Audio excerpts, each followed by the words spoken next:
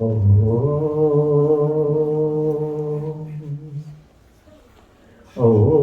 भद्रं कर्णेभिः शृणुयामदेवा भद्रं पक्षेमक्षिभिर्यजत्रा स्थिरैरङ्गैस्तुष्टुवांसस्तुनोभिः पेशमे देवहितं यदायुः. O God, may we Shrinuyam hear with our ears that which is blessed and good, that which is auspicious. May we see with our eyes only that which is blessed. O God, may our organs, our limbs be strong and stable. And for how long? Yadayuhu yet. Yuhu, with age, as long as I live. My dear beautiful children of God, my fellow souls, Namaste. Today I want to talk about why should we come to Mandir? Why do we come to Mandir? So it's a little bit different from what I normally do. When I start every time, I remind you to sit upright, remove things from your mind. And why do I do that? In the Kaivalya-Upanishad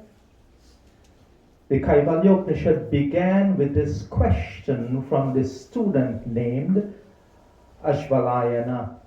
And he asked the Revered Lord Parameshti, Brahma. He asked to be taught the Brahma Vidyam, the highest of all knowledge, the highest of all sciences. And in one of the verses of the Kaivalya-Upanishad, it says, Vivikta deshecha sukha asanastaha sauchi samagriva shira sharira atyashramastaha sakala indriya nirudhya bhaktya swagurum pranamya. Now let's take one line at a time, and it will reinforce what I'm trying to tell you every time: how to sit, how to think. Vivikta deshecha sukha asanastaha literally means sitting in an undisturbed place and resting in a comfortable posture. This does not necessarily mean that you must be alone. Undisturbed means you've chosen a place where there's less likely chance of somebody bumping into you, interrupting your peaceness. So let's not confuse that with noise. Noise is external of you. When you're truly focused, you can block out noises. You should not even hear them. But many times we come to Mandir and you find a pandit yelling at a mother because the baby is crying. A week ago I was conducting Yajna and there was this baby almost joining with me. In baby talk, of course. Right? He was not crying. It's almost like he was responding to whatever I was saying. So I asked everyone, let baby pray on his own. It's okay. Pay attention this way. Let's take a moment and put things in perspective. If I'm focused on leading you in Yajna, how can the beautiful sounds of a baby distract me? I shouldn't even hear the baby crying. I should be so focused on doing what I'm doing. And if you're paying attention to satsang, yajna, and you're listening and engaging in your chants, how can you really hear the baby? How can you hear distractions? Of course, mommy or whoever is taking care of baby should try to quiet baby down, get baby changed or fed, but baby should never be a distraction to us. Nothing should. If someone is moving, someone is coming up to the stage, someone is fussing with things around here, if you really truly focus on prayers, you should not even know that person is doing what they're doing. This is how we should think about it. Maybe, just maybe, what you see as a distraction is a test on your own focus. Maybe it is the divine's way of telling you that you are really not seriously focusing on your prayer if you can sense all of those distractions. So the next time you sit here and you hear the door open, you see someone moving, you hear noise, realize that you're really not in true prayer mode. Take a moment, reset, control your breathing, and try again. Unless something touches you physically and bumps into you, nothing should bother you. The second line goes, Sauchi Samagriva Shira Sharira, Sharira body. Clean and pure, keeping the neck, head, and body erect. Why? Posture, the way you sit, is very, very important. And I'll avoid picking on anyone. It's very important. It's the reason every time I begin yajna anywhere, I always try to reinforce that idea. Even you're sitting in a chair, feet flat on the ground, palms on here or clasped. Why do we insist on good posture of body? Because when you're sitting erect with your spine straight, neck straight, you can breathe, your breath flows easier. Only when your breath flows easier, and this is why meditation and some aspects of yoga focuses on the breath, because when you can calm the breath and the breath can freely flow, only then you can get into that mode, that peaceful state of mind where you can really and truly focus on prayer. You may notice every time I sit for yajna, I sit straight, I sit unmoving, I have my eyes closed most of the time. I know most of the mantras in my mind, so I just check to make sure I'm on sequence. But if you close your eyes, you will eliminate all visual distractions. Common sense. And remember, again, I'll skip this piece. I ask you to focus on sitting. Those of you who needs the help and the support, yes, use the help and support. Other than that, try to see how long you could sit upright, straight, eyes closed, and focus on prayers. Third line. Atyashrama staha sakala indriya nirudhya.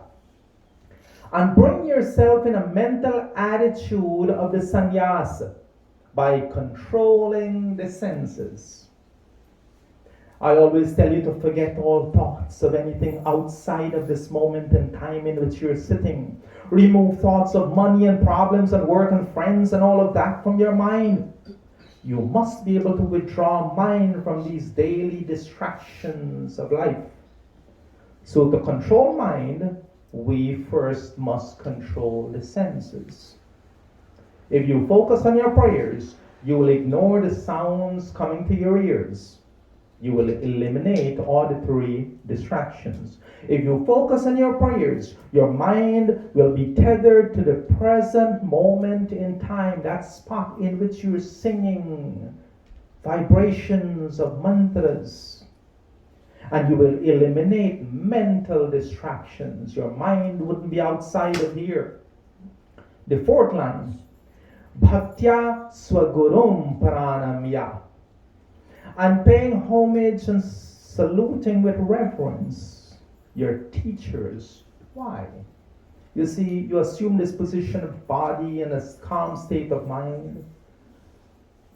We give thanks to those great ones, Swami Dayanand, our teachers and our gurus, your pandits, if you feel you wish you should do so, your teachers in school. Pay homage to those. When I say homage, I say, God, protect my teachers. They help me along the spiritual path. May they also find peace. Protect them. They help me on this journey of mine. Acknowledge them. It is very important to be prepared in body and mind for prayer. So, a while ago we had something here where somebody, I believe it was our dear Pitaji Rajaram, asked the question, right? And he asked the question, why do we need to go to Mandir to pray? Why can't we pray at home? So why do we come to Mandir to pray? Very logical question, right? Let's examine this because most of us don't quite understand the entire concept. What's the benefits of waking up, making that effort in the morning? You love your sleep, you love your bed, your morning sleep is the best part of the night. And you make this effort to get up, get dressed, going and praying at Mandir, when in your mind, oh, I could easily pray at home. That's how some people think, right?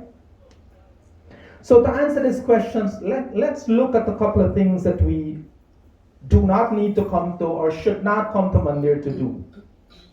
And the foremost is, many people come to Mandir, not so much here, but we've seen it all over the place, to feed the ego. Now, please don't get me wrong. We must understand that the ego is not something that can be eliminated. It should not be eliminated simply because the ego is that which you use to identify yourself as you. It is your I-ness. It is who you are. You cannot eliminate that. What our Vedic teachings, what the Bhagavad Gita entire chapter talked about is that we need to conquer this ego of ours. What does it mean? Control. Right? And this means that instead of being a slave to the ego, we must control it, and when we do that, we become the master of the ego. Right, Bandidi? So, too many times, many of us come to Mandir and we build on that ego and we feed and fatten and pamper that ego and we take control and we love being in control and we love to order and we love to do this and the positions and all kind of stuff. We've seen that. Now, instead of using examples that risk offending anyone else, I'll use myself. See, I always speak of being humble. I must lead by example. The beauty of what I wear, the fanciness of what I wear should not matter.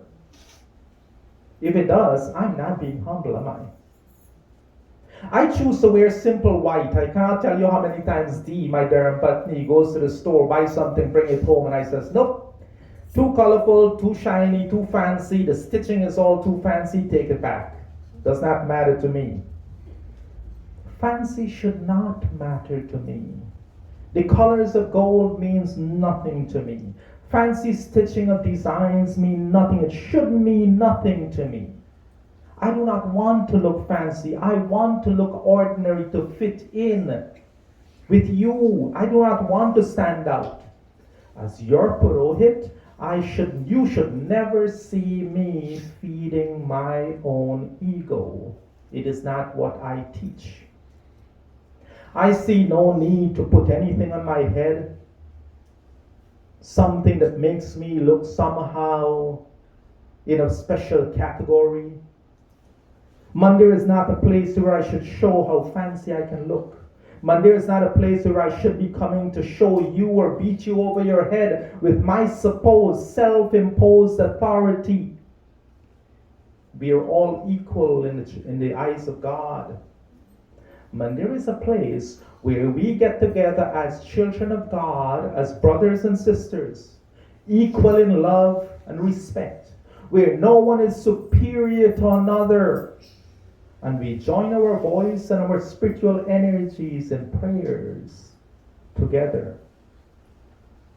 This shloka from Bhagavad Gita tells us about those people who are fixated on the physicalness of things.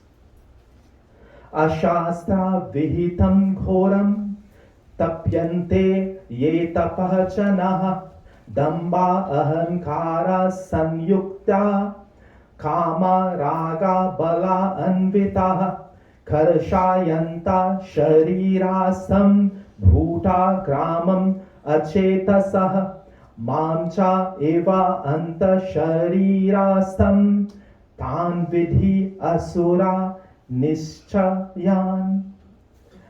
Some people perform rituals that are not part of what we're supposed to do here. You know, the dress up and the show and the pomp and the all of that. That is not supposed to be a part of what we do. We don't do things for the camera. We don't do things for Facebook. We do things because it is the right thing to do. Right? So those people who are motivated by karma and rag, desire and attachment, and they torment themselves, the elements of their body, they waste their energy, and they also waste that divine potential which exists within themselves. Sharidastam, that dwells within them. Such people act in the mode of ignorance. This behavior is not good thinking. So now we know what we should not be doing in Mandir. Let's talk about what we should come to Mandir to do. And it is rather simple.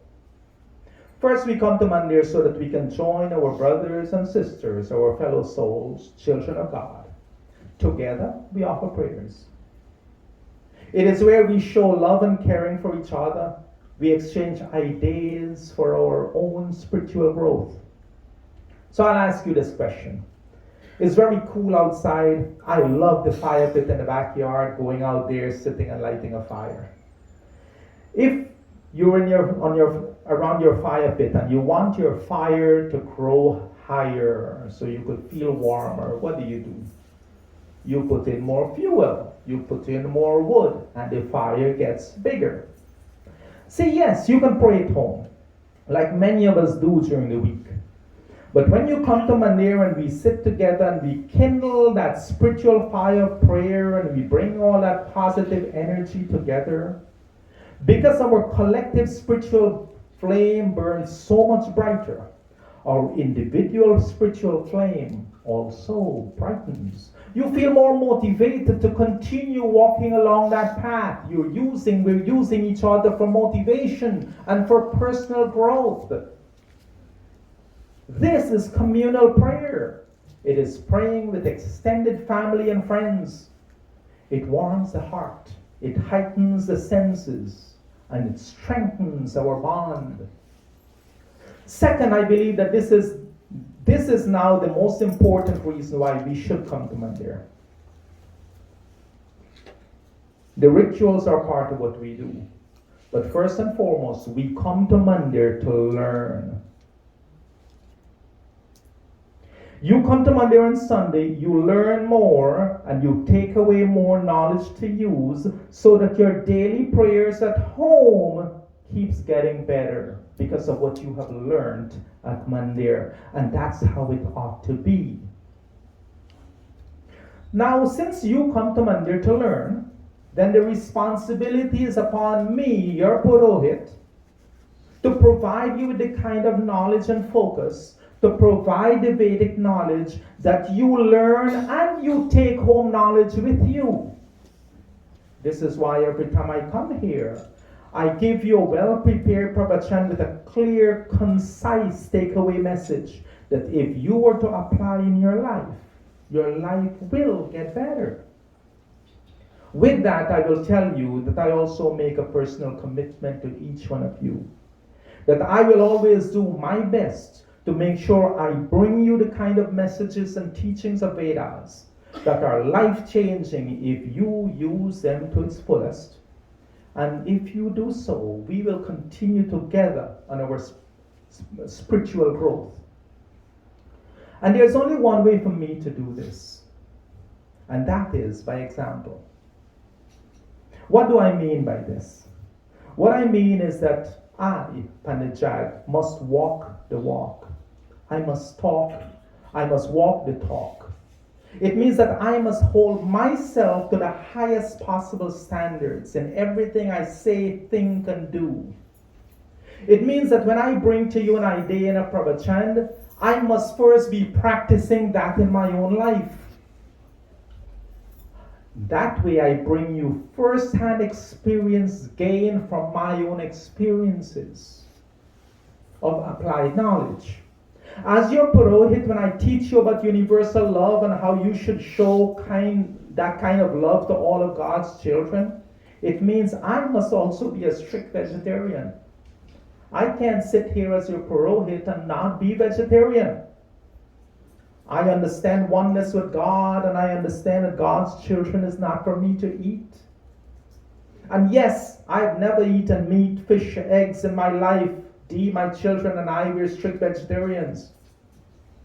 As your Purohit, when I tell you to conquer your anger, it means that I have already conquered my own emotions before I come here to tell you to control yours. And if I tell you to practice peace and love and tolerance and compassion and unity and sympathy, it means that I'm already practicing those things in my own life. And if I tell you to watch your speech and to speak sweet words softly and to show kindness to everyone around you, it means me, myself, is using and perfected that art of using kind words sweetly and being kind and compassionate. So yes, when you come to Mandir, my fellow souls, you're coming to gather, to assimilate, to learn, to observe, to absorb Vedic knowledge by teaching, chanting, singing, seeing, and practicing. You're coming here to help raise your own level of thinking, so that when you do that, you can help to raise the level of thinking of others.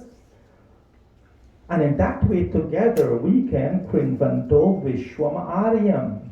We can indeed help others to make the universe noble. Short answer, we come to Mandir to pray and learn and to elevate our own level of thinking. And then when you take away from Mandir on Sundays, you use your own prayers at home at an elevated level. This is how it should be. Do you understand? Do you see? So you can pray at home once a week, but we ask you to come here to Mandir with us. When you come to Mandir, you raise the level at which you pray, you raise the level at which you think, and by knowledge you gain from coming at Mandir, you go home and your prayer is at a much higher level. On top of that, every Sunday you get an opportunity to interact with like-minded souls, to see family, to hug each other, to exchange smiles and laughter, to show your love, to share your thoughts and your well wishes, to wish Bhaigyandev happy birthday. And then you leave and you go home and you feel more complete. Isn't that true? When you go home after Mandir, you feel good, you feel complete. The executive body of this Mandir, under the leadership of Bhai Balram and Bhai Vijay, Behen Daiwanti, Bhai Gyandev, Behen Vijay, Bhai Devanand, and many others. They're here to selflessly provide and facilitate this Mandir and its services to make this life journey of yours more fulfilling. I ask you, join us every Sunday. Bring your family, invite your friends to come experience satsang here at Mandir. We welcome all of you with open arms and warm hearts. We love you, and we are part of your Mandir family, your human family, and the family of God. Om Purnamadaha Purnamidam Purnat Purnamudachyate Purnasya Purnamadaya Purnameva Vashishyate. With love and humility in my heart, I say Namaste to each one of you. Om Shanti, Shanti, Shanti.